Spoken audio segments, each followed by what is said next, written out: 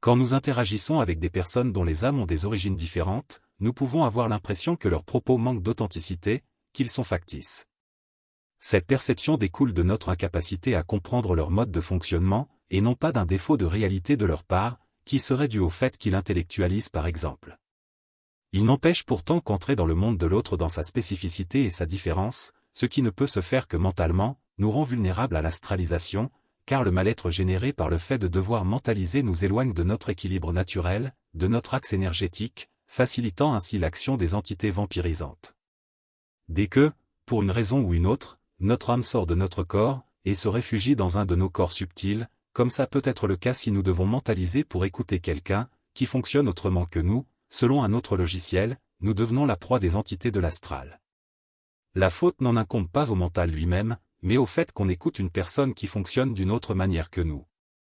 La philosophie classique repose sur l'idée erronée d'un psychisme universel, selon laquelle tous les humains fonctionneraient de la même manière.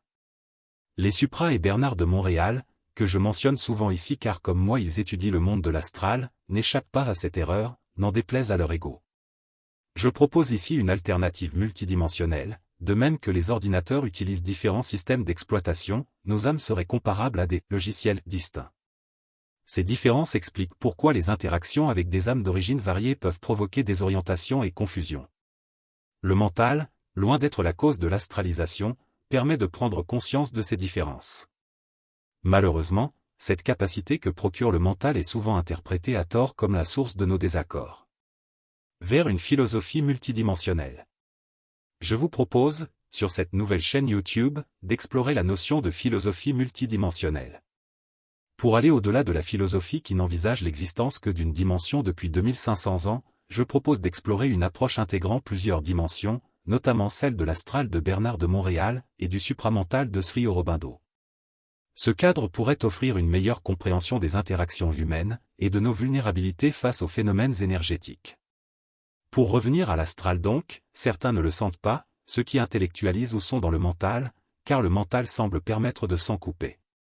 La raison en est que, quand on est dans son propre mental, on est dans son logiciel à soi, et là on est naturellement protégé de l'astral.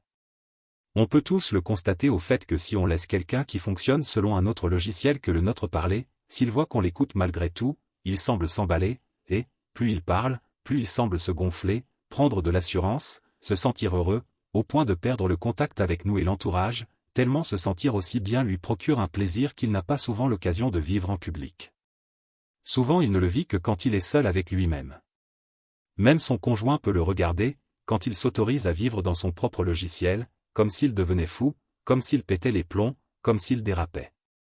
Pourtant, pour lui, pouvoir vivre ainsi lui apporte un bonheur indicible, du fait que ça l'aide à se couper de l'astral.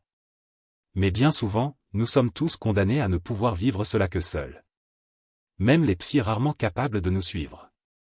Carl Gustav Jung, un grand psychiatre suisse, qui avait écrit plusieurs livres traduits dans plusieurs langues, qui était entouré de beaucoup de monde qui l'admirait, dont une secrétaire particulière à ses petits soins, disait pourtant à la fin de sa vie qu'il s'était toujours senti profondément seul, non compris, alors que pourtant il avait des élèves qui buvaient ses paroles, des disciples qui le vénéraient.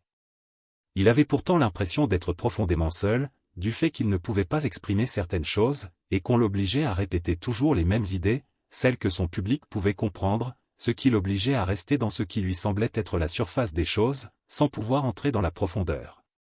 Je suppose que quand il tentait d'aller plus en profondeur il sentait que son auditoire décrochait, qu'il n'était plus là, comme perdu et égaré, et que Jung le percevant se sentait à nouveau seul. Si on s'oblige à écouter quelqu'un dont on ne comprend pas le message, on est alors mis hors de son axe énergétique et là on se sent mal, car les entités qui le perçoivent en profitent pour s'accrocher à nous et nous pomper notre énergie.